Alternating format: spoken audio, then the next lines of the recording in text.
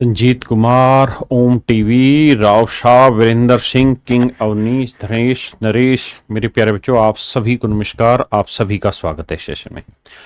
आइए मेरे प्यारे बच्चों, आगे बढ़ते हैं और परसेंटेज की आज क्लास लेते हैं। परसेंटेज की क्लास लेते हैं। आइए मेरे बच्चे, टाइप 9 पे हम चल रहे थे, जहां इनकम बेस्ड क्वेश्चन रहते थे, और इस पे मैं 3 सवाल या 2 सवाल आपको करा चुका था। पहला करा चुका था, दूसरा करा चुका था। एक बार देखना भाई, ये दोनों सवाल हो गए थे ना आप लोगों के। अब हम तीसरे सवाल पर आ रहे हैं मेरे बच्चे। यहां से 2 सवाल हमारे हो चुके थे, तीसरे सवाल पर आपकी बारी है। चलिए 10 सेकंड का समय लीजिए और खत्म करिए भाई इस कहानी को। आज हम भी अपना चश्मा पहन लाई।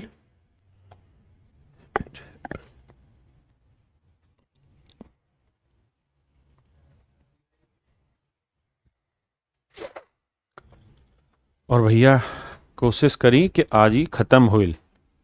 आइए राजा कहता है, Raman spends 80% of his monthly income. कहता है रमन अपनी इनकम का 80% खर्च कर देता है। देखो मेरे बच्चे, यही सेम सवाल मैं मिश्रण में आपको पढ़ाऊंगा। इससे अगला टॉपिक या तो मिश्रण लूंगा या प्रॉफिट एंड लॉस, है ना। कहता है रमन अपनी इनकम का 80% खर्च कर रहा है। 80% की मेरे बच्चे फ्रैक्शन बनाएंगे तो 20% 1/5, 80% 4/5। तो इसका मतलब मेरे प्यारे बच्चों, उसकी जो इनकम है वो अगर 5 है तो 80% खर्च कर रहा है, तो एक्सपेंडिचर जो है मेरे प्यारे बच्चों वो होना है 4। तो जो बचत है मेरे बच्चे वो कितनी है? 1। बचत होनी है मेरे बच्चों 1। हाँ जी। उसकी आय में 25% की वृद्धि होती है। तो यार इसका परसेंटेज निकालना है, तो मैं क्या करता हूं, 500, 400, 100 मान लेता हूं समझाने के लिए। भाई इनकम, एक्सपेंडिचर और सेविंग का रेशियो 5:4:1 था। हमने उसे 100 से गुना कर लिया ताकि कैलकुलेशन हो जाए। अब कह रहा है अगर उसकी इनकम 25% बढ़ जाए तो 500 का 25%, देखो 500 का 25% निकालोगे तो आप जानते हैं हमने ये 100 लिया ही इसलिए है ताकि परसेंटेज से उड़ जाए। तो 25 5 125, इसका मतलब उसकी इनकम 125 बढ़ गई। इनकम मेरे प्यारे बच्चों कितनी बढ़ गई? 125। और उसके खर्चे में 10% का इंक्रीज हो गया। तो 400 का 10% 40, खर्चा 40 बढ़ गया। खर्चा मेरे बच्चे 40 बढ़ गया। तो ये सोचो कि इनकम 125 बढ़ी है, इस 125 में से खर्चा 40 बढ़ा है, तो बाकी जो बच गया वो कितना बचा? 8 और 4 12 85। तो ये जो 85 एक्स्ट्रा आया है, ये मेरे प्यारे बच्चों एक्स्ट्रा कुछ और नहीं, उसकी क्या होगी? बचत। भाई आप 125 ज्यादा कमा ले रहे हैं और उसमें से 40 ही फालतू खर्च कर रहे हैं, तो बचा कितना? 85। यानी 85 एक्स्ट्रा आपकी बचत हो गई। यानी इसका मतलब ये हुआ कि जो भी बचत आपकी पहले होती थी अब उससे 85% ज्यादा बचत है, मतलब 85 की बचत ज्यादा। और 100 पे ही तो कोई चीज मेरे बच्चे परसेंटेज कहलाती है। इसका मतलब मेरे राजा इसकी बचत कहलाएगी 85%। क्या कहलाएगी मेरे बाबू? 85%। आइए देखिए, इसी सवाल को हम मिश्रण से भी करेंगे और शॉर्ट तरीके से, लेकिन यहां हम यही तरीका करिए। बाबू बताइए। बाबू एलिगेशन मेथड से सौरभ जेफ जी भाई बनेगा, 500% बनेगा, मैं ही कराऊंगा। लेकिन एलिगेशन वाला मेथड तभी कराऊंगा ना जब एलिगेशन पढ़ाऊंगा। इसके बाद में आइदर प्रॉफिट एंड लॉस लूंगा या फिर एलिगेशन। वैसे से मैं प्रॉफिट एंड लॉस लूं तो फिर मजा आएगा आपको एलिगेशन समझने में। आइए कहता है सुधा अपनी आय का 15% बचाती है। मेरे बच्चे 15% का फ्रैक्शन जाना था नहीं। 15% मेरे बच्चे क्या रहता? 5% 1/20, 15% 3/20।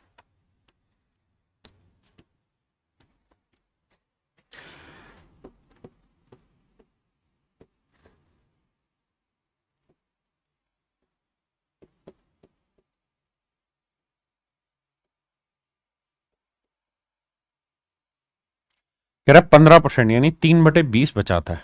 यानी मेरे बच्चे इनकम 20 है तो बचत 3 की है, तो खर्चा कितना हुआ? 17।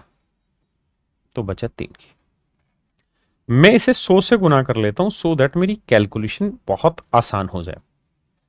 आप 10 से भी गुना कर सकते हैं, मैं 100 से कर लेता हूं ताकि मजा आए पढ़ने में। अब कह रहे हैं उसका खर्चा 20% बढ़ता है, तो मेरे बच्चे 1700 का 20% हो गया, 17 दूनी 34, 340 खर्चा बढ़ गया। और मेरे बच्चे उसकी इनकम ना बचत में 60% की वृद्धि होती, तो 300 का 60% 180। भाई ये चीज तो आसानी से निकाल सकते हो कि लिखना पड़ेगा? ना सर, निकाल सकते हैं आसानी से कि सर बचत में 60% का इंक्रीज हुआ, तो 300 का 60% 180। तो इनकम में कितना इंक्रीज हुआ होगा? भाई आप ये सोचो ना, यहां हमने देखा था कि 125 में 40 घटाया तब 85 आया, या हम यूं कह सकते हैं 85 जमा 40 ही तो 125 होगा। आपने कहा हाँ सर बिल्कुल ठीक बात है। तो मेरे बच्चे 180 और 340 को जोड़ेंगे तो 0, 8 4 12 का 2 हासिल 1, 3 1 4 और 1 5। तो हम ये कह सकते हैं कि इसकी इनकम 520 बन गई, यानी 520 रुपए इसकी इनकम हो गई कितने पे? 2000। तो 100 पे कितनी? यानी अगर इसकी इनकम 2000 थी तो अब इसकी इनकम 520 बढ़ गई, तो 2000 पे कितनी? 2 से काटा 26%। तो इसका मतलब मेरे प्यारे बच्चों उसकी इनकम में जो वृद्धि हुई है वो 26%। उसकी इनकम में 26% का इंक्रीज हुआ।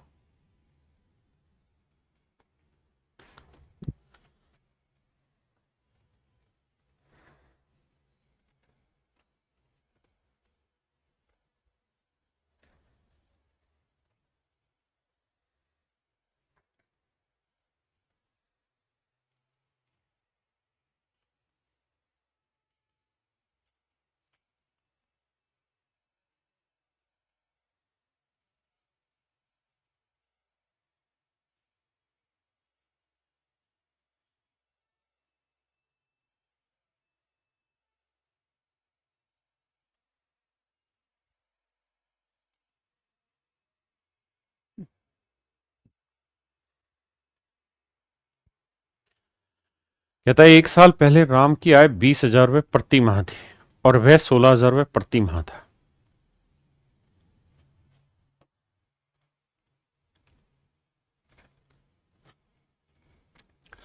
कहता है 1 साल पहले राम की जो इनकम थी वो 20,000 रुपये थी और उसका खर्चा था 16,000। मैंने आपको याद होगा लास्ट क्लास में ये बताया था, लास्ट टू लास्ट में, कि जब भी आपको कंपैरिजन निकालना हो, परसेंटेज निकालना हो, रेशियो निकालना हो, फ्रैक्शन निकालनी हो, तो वहां कांस्टेंट चीज को इग्नोर भी कर सकते हैं।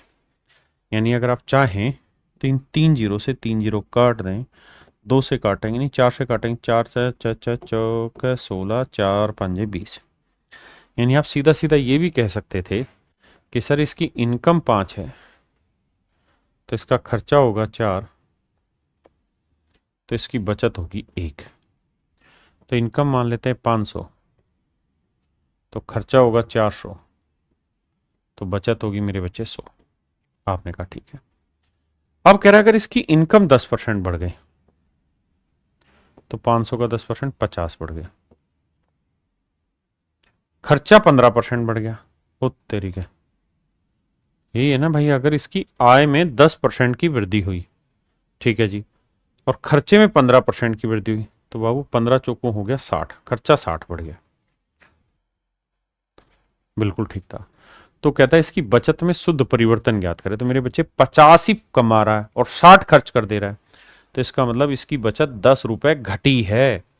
तो 100 पे 10 होना मतलब 10%, यानी इसकी बचत में 10% की कमी आ गई।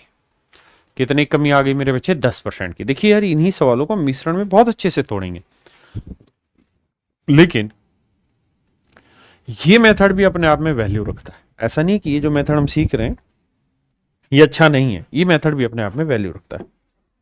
आए,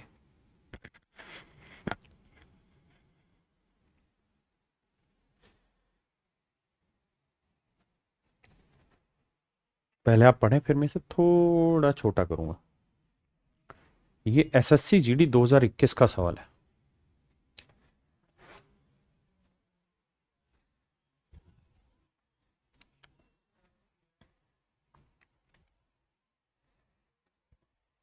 देखिए मेरे बच्चे, कहता है अब्दुल का वेतन 1.5 लाख रुपए प्रति माह है, वह अपने वेतन का 10% स्कूल की फीस को भुगतान करता है। ध्यान देना, यहां आपसे क्या पूछा हुआ है? परसेंटेज पूछा है, फ्रैक्शन पूछी है, रेशियो ना सर, यहां तो एक्चुअल वैल्यू पूछी हुई है। अगर यहां एक्चुअल वैल्यू पूछी है ना तो आपको कार्रवाई करनी पड़ेगी एक्चुअल से। तो कह रहा है अब्दुल की जो इनकम है वो 1.5 लाख रुपए,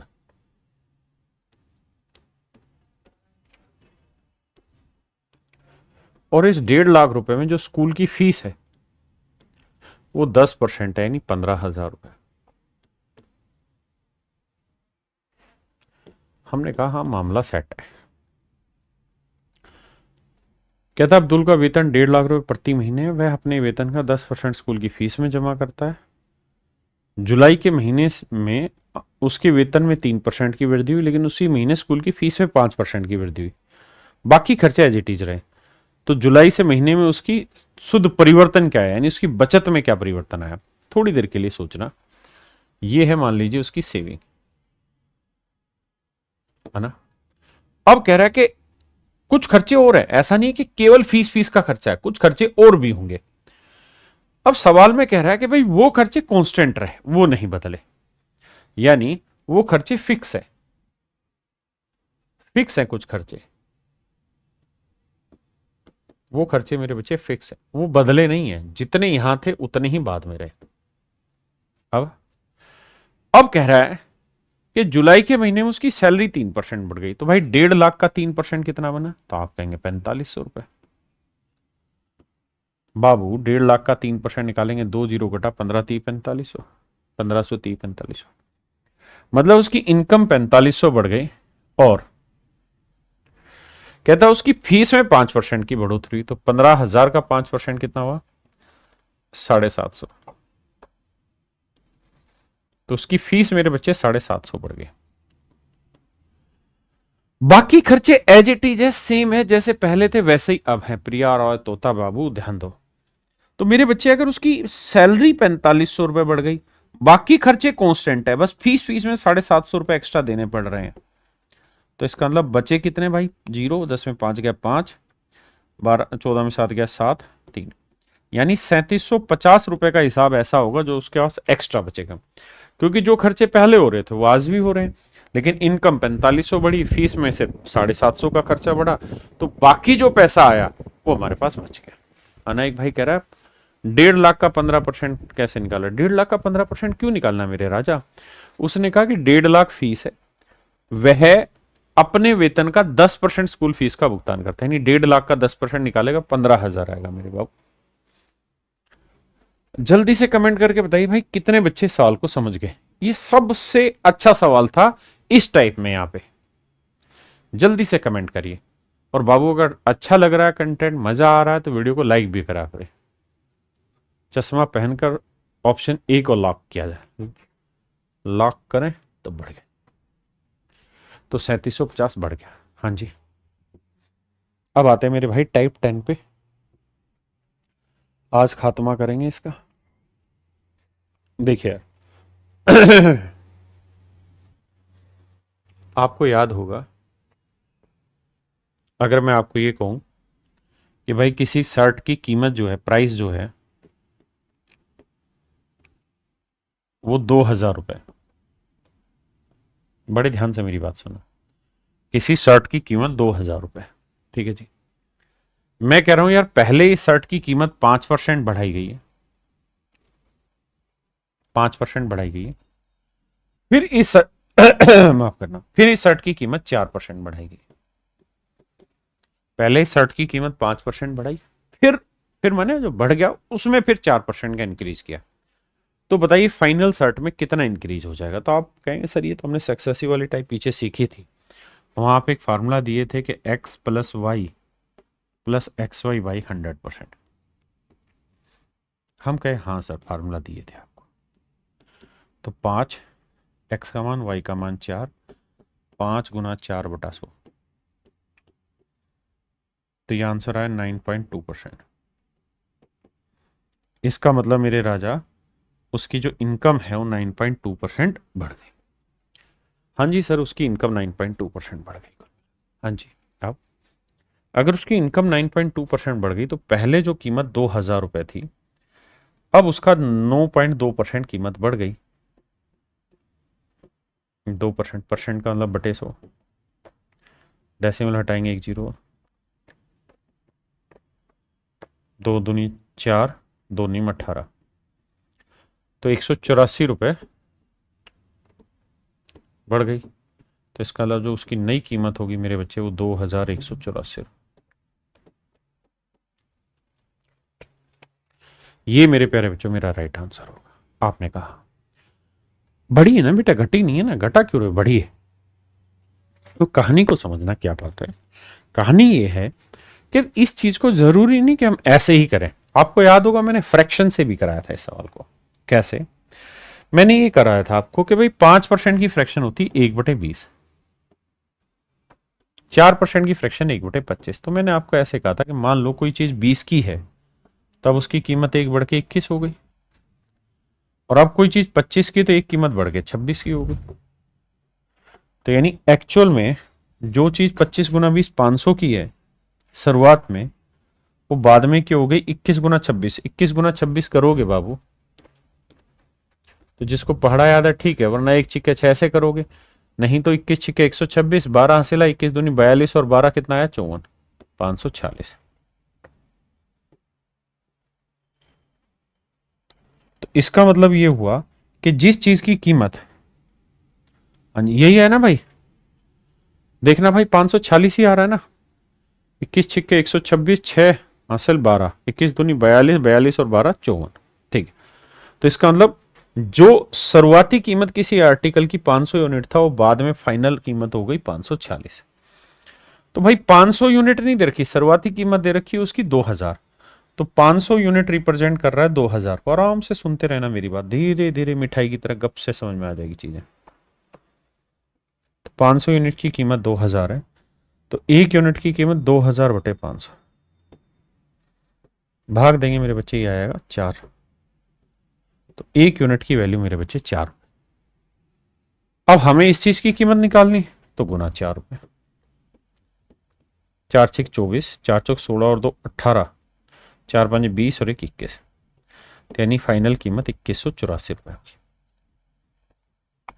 हमने कहा हाँ ओके। तो सर कहना क्या चाह रहे हो? मैं कहना आपको ये चाह रहा हूं कि ये दोनों ही तरीके अलग अलग सवाल पे डिपेंड है।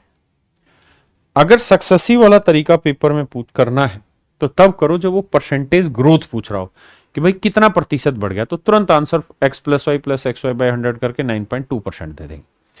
लेकिन अगर एक्चुअल वैल्यू पूछ रहा है तो ये मेथड अच्छा नहीं। क्यों? क्यों अच्छा नहीं है? क्योंकि आपके पास बहुत मौके हैं इस चीज को डिजिटल सम से, यूनिट डिजिट से, ऑप्शन से तोड़ने का। इस मेथड में इसको पहले रिलेट करा के पूरा सोल्व करना पड़ेगा, तो दिक्कत है इसमें। तो क्या करें? तो मन ही मन ऐसे सोचिए कि भाई किसी चीज की कीमत 2000 रुपए, किसी चीज की कीमत 2000 रुपए शुरुआत में। सवाल में कह रहा है कि अब इसकी कीमत 5% बढ़ गई, यानी 1/20। मतलब कीमत 20 है तो 1 बढ़ के कितनी हो गई 21/20, यानी अब इसकी कीमत इतनी हो, अब कीमत इतनी हो गई। फिर घूमने लगा मस्ती से, फिर बाद में बताया कि जी 4% इंक्रीज हो गई, यानी 1/25, यानी अब कीमत फिर 1 बढ़ गई, यानी 26/25 हो गए।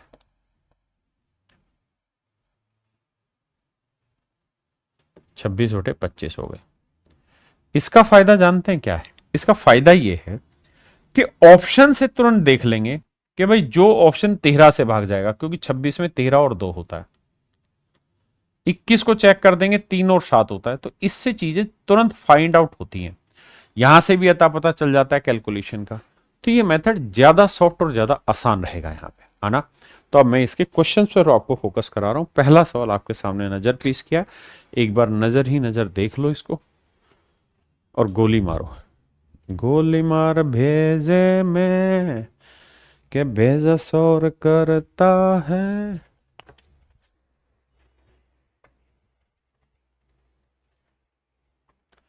आइए बाबू, बहुत बढ़िया। कहत बानी विजय ने अपनी आय का 10% दान दिया। कहता है विजय ने अपनी इनकम का 10% दान दिया। मान लेते हैं विजय की इनकम इतनी है, 10% दान दिया। तो यानी 10 में से एक डोनेट कर दिया, तो बचा कितना? 9/10। आप कहेंगे सर आपने ये क्यों निकाला कि बचा कितना? इसलिए निकाला मेरे राजा, उसने यहां कहा है कि शेष का, तो भैया दान दे दिया तो दान के बाद बचा कितना वो भी तो निकालेंगे, निकाल दिया जी। अब कह रहा है शेष का 20% बैंक में जमा कर दिया, इसका 20% यानी 1/5 बैंक में जमा कर दिया, यानी 5 में से एक बैंक में जमा कर दिया, तो अब उसके पास कितने बचे होंगे? 4/5। इतना पैसा बचा है। और यहां ध्यान देना, यदि अभी यानी इस समय उसके पास इतने रुपए बचे हैं, तो 5 में से एक बैंक में जमा करा दिए तो बचे 4/5, और कह रहा है जी ये जो पैसा बचा है ये 7200 रुपए।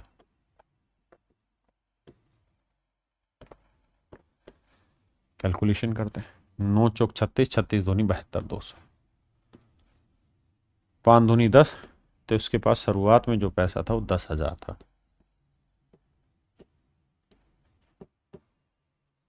तो ऑप्शन ए मेरा राइट आंसर। हाँ जी, आए, ये डीडी का सवाल है बाबू 2021 का, ध्यान दीजिएगा।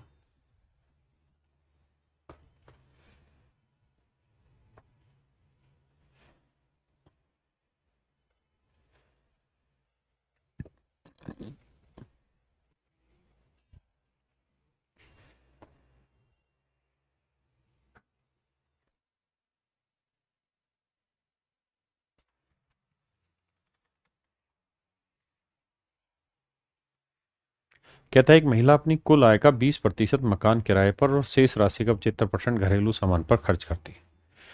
कहता है women spend 20% of her total income on house rent and 75% on the remaining amount. कहता है एक महिला अपनी कुल आय का 20%, महिला की इनकम हो गई आय, कह रहा है जी इसका 20% मकान किराए पर, यानी 5 में से एक भाग मकान के किराए पर खर्च करता है। तो 5 में से एक खर्च कर दिया, बचा कितना? 4/5। शेष जो राशि बच गई, देखिए अगर ये शेष ना लिखा होता तो मैं तुम्हें शेष नाग की कहानी ही नहीं सुनाता। ये शेष लिखा हुआ है तभी मैंने 5 में से एक हटा दिया, क्योंकि उसने कहा कि 20% मकान किराए पे खर्च कर दिया, मतलब 5 में से एक खर्च हो गया, तो बचा कितना? 4। तो ये हो गया शेष।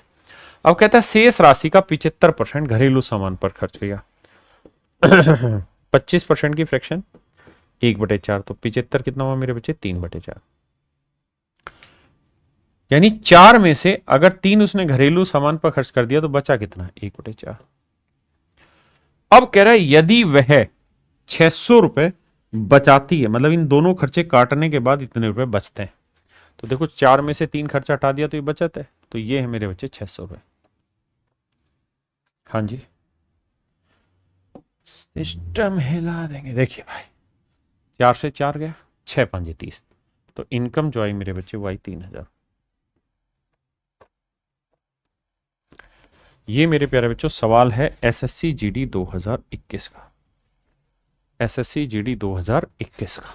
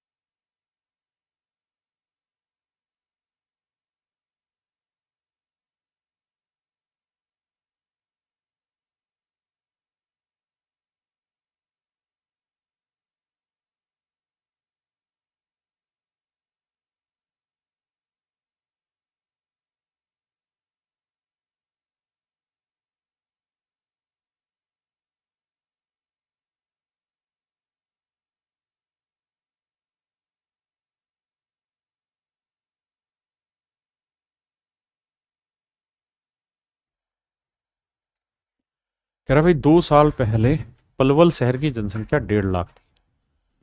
हमारे यहाँ जो लड़का है जो काम करता है, आपके लिए क्वेश्चन तैयार जिससे करवा रहा हूँ, वो पलवल का है, इसलिए उसने अपने शहर का नाम लिखा है। यदि पिछले 2 वर्षों में इसमें 4% और 5% की वृद्धि हुई है, तो 4% की फ्रैक्शन क्या होती है मेरे बच्चे? 1/25। 5% की फ्रैक्शन 1/20।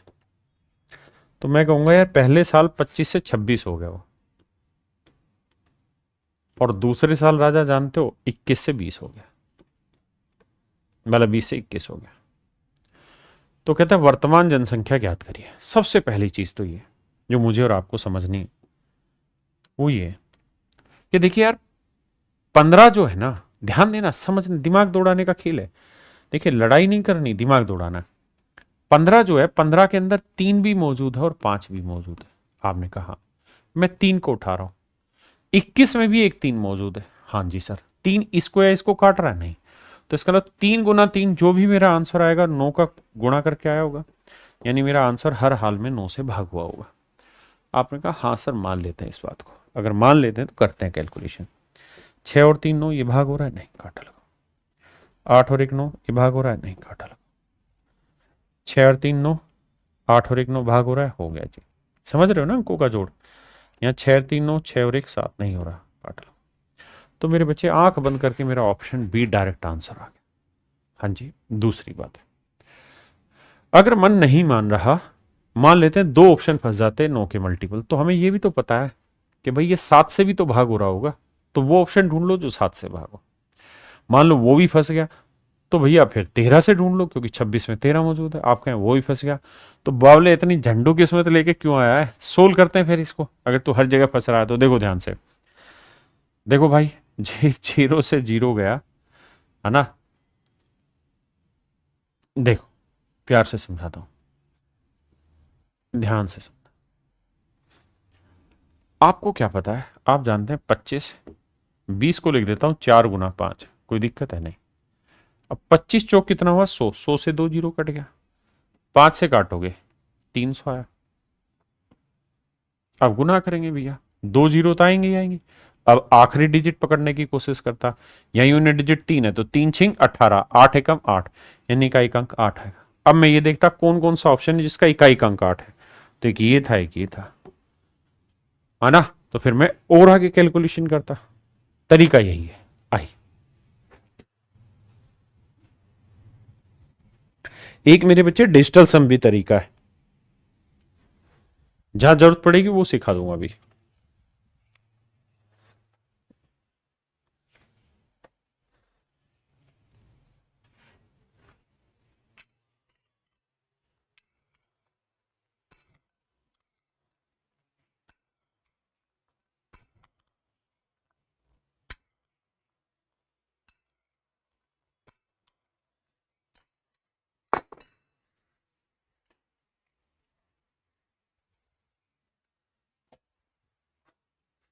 आइए बाबू, सवाल में क्या कह रहे बानी? कहता 3 साल पहले एक कस्बे की जनसंख्या 2.5 लाख थी। कहता 3 साल पहले एक कस्बे की जनसंख्या 2.5 लाख थी। बहुत सुंदर जी। कहता है पिछले 3 सालों में इसमें जो इंक्रीज हुआ वो 3%। 3% की फ्रैक्शन 3/100। 4%, 4/100 लिख लो या 1/25 लिख लो, मर्जी है। और 6% यानी 6/100। थोड़ी देर के लिए समझना। तो भाई 3% इंक्रीज माने 103/100 होना। मैं कुछ सिखाना चाह रहा हूं इसलिए मैंने फ्रैक्शन सीधी सीधी बनाई है।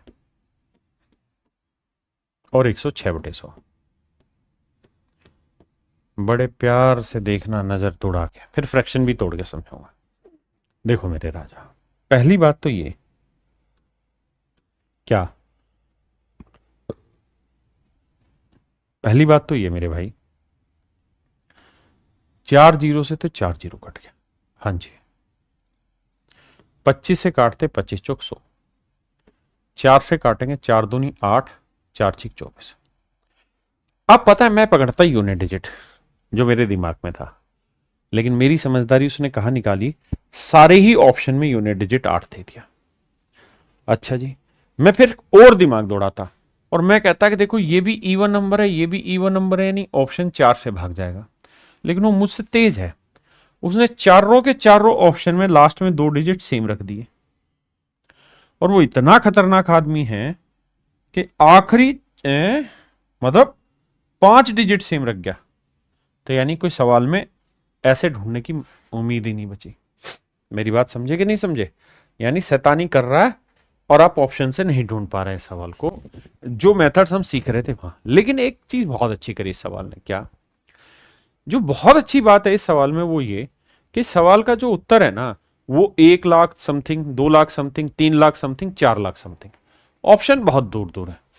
अगर मेरे बच्चे में इसे डिजिटल सम से करूं, जिन्होंने डिजिटल सम पढ़ा होगा, तो डिजिटल सम में होता है 3 और 1 4, 6 और 2 8, 6 और 1 7। जब गुना करते हैं तो 4 8 32, 32 का डिजिटल सम होता है 3 और 2 का 5, ये 7, 5 गुना 7 होता है भाई 35, 35 का डिजिटल सम 3 और 5 8। हमें देखना है किस ऑप्शन का डिजिटल सम 8 है। आई ध्यान देना भाई, 8 8 16, अलग अलग तरीकों से समझाऊंगा। 8 और 8 16, 8 3 24, 24 और 6 30, 30 और 3 33, 33 और 4 37, 37 का डिजिटल सम 7 3 10 1 आएगा। हमें क्या चाहिए जी? 8। गलत है। अच्छा ये तो सभी में लगभग सेम है, तो इसका बार बार क्यों निकालना? 8 और 8 16, 8 3 24, 24 और 6 30, 30 और 3 33, 33 और 3 36, 36 का डिजिटल सम 0, यानी ध्यान रखना इनका तो 33 ही आ रहा है। तो यहाँ 33 और 2 35, 35 का डिजिटल सम 8 सेटिस्फाई कर रहा है। यहाँ 33 और 1 34, 34 का डिजिटल सम 7, तो ये भी गलत है। तो केवल और केवल मेरे प्यारे बच्चों ऑप्शन बी ही मेरा सेट कर गया, और कोई ऑप्शन सेट ही नहीं कर रहा था। दूसरी बात, अगर हम ऐसे नहीं करना चाह रहे हैं तो एक दूसरा तरीका ये कि हम अप्रोक्सीमेट करें, नजदीक में उत्तर ढूंढे। कैसे भाई? ये बताओ 100 को 100 से करोगे तो कितना आ जाएगा? तो सर 100 को 100 से करोगे 10,000 आ जाएगा। अगर यहां 100 होता, यहां 100 होता तो उत्तर आ जाता 10,000। मैं कहता यार 10,000 को 26 से गुना करते तो कितना आ जाता? सर 2,60,000। भाई इतना ही आना था सर, इससे फालतू कुछ नहीं था, इससे ऊपर की औकात थोड़ी थी सवाल में। यानी आंसर 2,60,000 आ जाता है। लेकिन सच बात यह है कि यहाँ 100 नहीं है, यहाँ 100 नहीं है, यहाँ ज्यादा था, यहाँ ज्यादा था, यानी उत्तर 2,60,000 से थोड़ा बड़ा आएगा। अब 2,60,000 से बड़ा मेरे राजा एक ही ऑप्शन दिखाई दे रहा था, ऑप्शन बी। हाँ है ना? तो हमें यही देखना है कि कहां पे सेटिंग बैठेगी, किस तरीके से बैठेगी। इस सवाल में हो सकता है ये सेटिंग आपको बड़ी आसान लगी हो, किसी में डिजिटल सम बहुत आसान लगेगा, किसी में डिविजिबिलिटी का फंडा बहुत आसान लगेगा। तो यही सब प्रक्रियाएं हैं जिसके थ्रू सिलेक्शन होता है। इसीलिए कहते हैं भाई मजा आ रहा है तो मस्ती से पढ़ो और वीडियो को लाइक करा करो।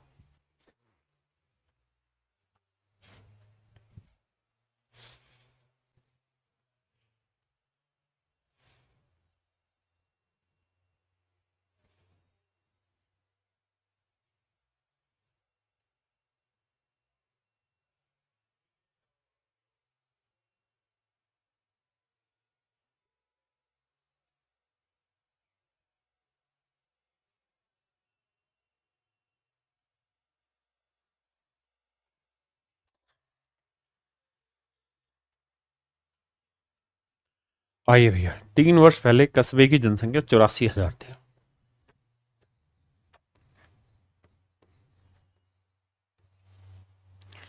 तीन वर्ष पहले कस्बे की जनसंख्या 84,000 थी। शहरों की ओर से प्लान के कारण यह हर साल 10% की दर से घटती जा रही है। कस्बे की वर्तमान जनसंख्या क्या है? 3 साल पहले ये थी, तो अब तो भाई हर साल 10% घटेगी, यानी 10 से 1 घट के 9/10 होगी। अगले साल फिर घटेगी तो 9/10 होगी, अगले साल फिर घटेगी तो फिर 9/10। ये सिस्टम तो चलता ही रहेगा, खत्म ही नहीं होने का। तो कह रहा बताओ कितनी होगी? तो मेरे राजा जो भी हो, ये तो तय है कि 3 जीरो हट गए। अब आप डिजिटल सम लगाए ना लगाए, एक बात तो पल्ले पड़ ही गई कि जो भी मेरा आंसर होगा 9 का डिविजिबल होगा। देखते हैं 9 से कौन सा भाग जा रहा है। 6 और 3 9, 5 2 7 6 13 ही नहीं होगा, हटाओ। 6 और 3 9, 6 2 और 1 3, ये भाग जा रहा है। सी ऑप्शन मेरा राइट आंसर हो सकता है।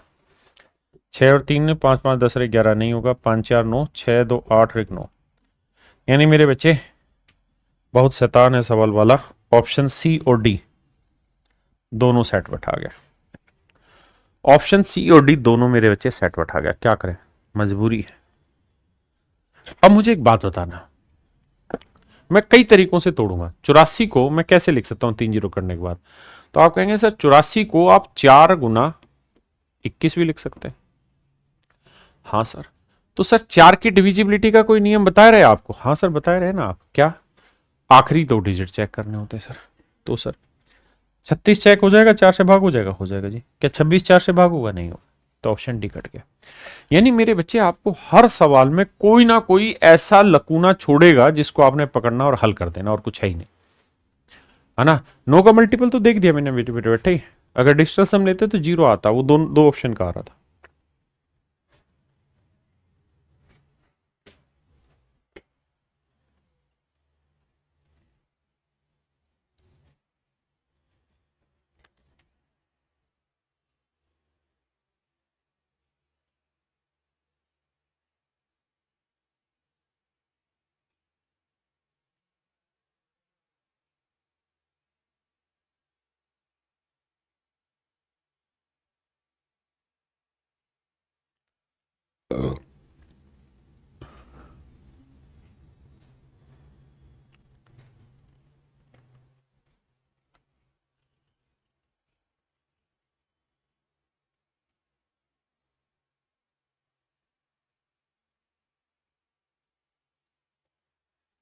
बहुत प्यारा सवाल, केवल समझदार बच्चों के काम आएगा। मूर्खानंद महाराज सवाल को पढ़ेंगे नहीं कि आखिर में पूछा क्या है, और वहीं गलती कर जाएंगे। आखिर में पूछा क्या है वो देखो। उसने पूछा कि पहले साल के आखिर में, focus on that, not everything.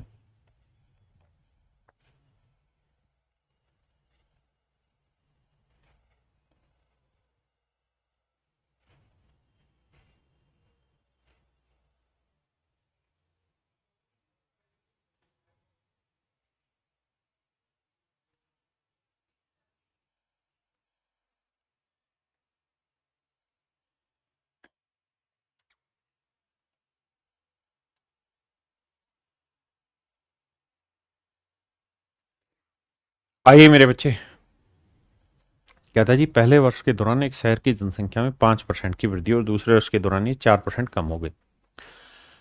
कहता कोई साल जनसंख्या होगी किसी शहर की, मान लीजिए पी, पहले साल 4% बढ़ गया, 4% की पॉपुलेशन 1/25, तो पहले साल के आखिर में इतनी होगी। हाँ जी, ये थी शुरुआत में,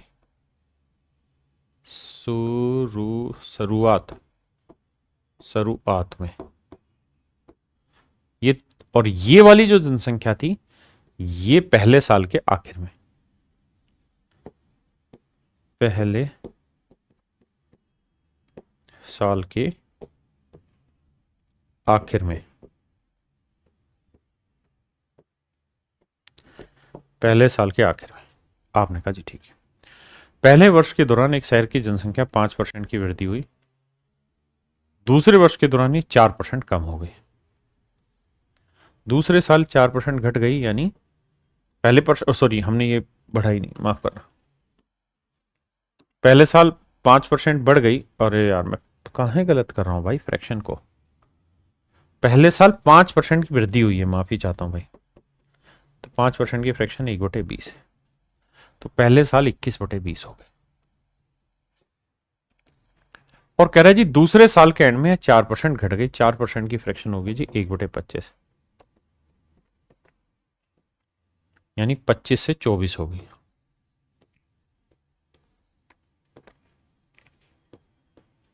और कुल मिला के दूसरे साल के आखिर में जनसंख्या 30,240 है। अब गलती पता है हम लोग क्या कर रहे हैं? गलती हम ये कर रहे हैं कि हम इसको निकालने चले जा रहे हैं, पी को, जबकि पी तो शुरुआत की थी। उसने पी हमसे पूछा ही नहीं, उसने कहा कि पहले साल के अंत में कितनी जनसंख्या थी, तो ये थी पहले साल के अंत में, तो ये हमें चाहिए। तो हम इसी को ना मान लें एन, कि भाई मान लेते पहले साल के आखिर में एन जनसंख्या थी। अब दूसरे साल तो केवल 4% की ही कमी हुई ना, तो सीधा 4% घटा देंगे, ये वैल्यू आ गई हमारी। आपने कहा बात तो सही है यार। अब सर मतलब ये है कि 24 से इसे काटने जाएंगे तो देखो 8 से काटेंगे, 8 दूनी 16, 8 तिया 24, 6 बचा जी, 8 7 56, 6 बचा 8 8 64, 3 से काटेंगे, 3 एकम 3, 3 दूनी 6, 3 छिंग 18, 1260। अब 25 से गुना करेंगे, 0, 25 छिके 150, 25 दूनी 50 और 15 65, 25 एकम 25 और 6 31। तो आंसर है 31,500, यानी दूसरे साल के एंड में 31,500 थी, मतलब दूसरे पहले साल के एंड में 31,500 थी।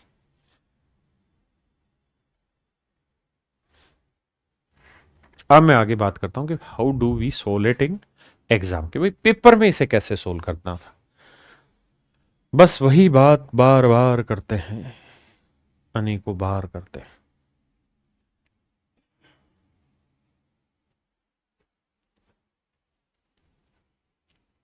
देखिए, अगर मैं स्टूडेंट होता तो इस सवाल को ऐसे टैकल नहीं करता किसी भी हालत में। मैं स्टूडेंट होता तो मैं इस सवाल को ऐसे टैकल करता कि भाई देखो, एक बात को समझो भाई, पहले साल के एंड में जितनी भी पॉपुलेशन रही होगी, अब तो ये 4% घटी है, और 4% घटने के बाद कह रहा है 30,240 है,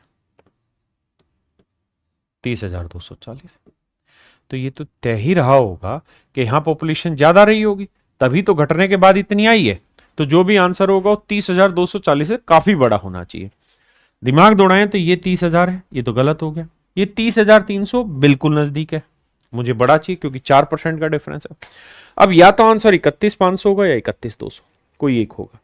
मैं कह रहा हूं कि 31,500 का, 31,500 का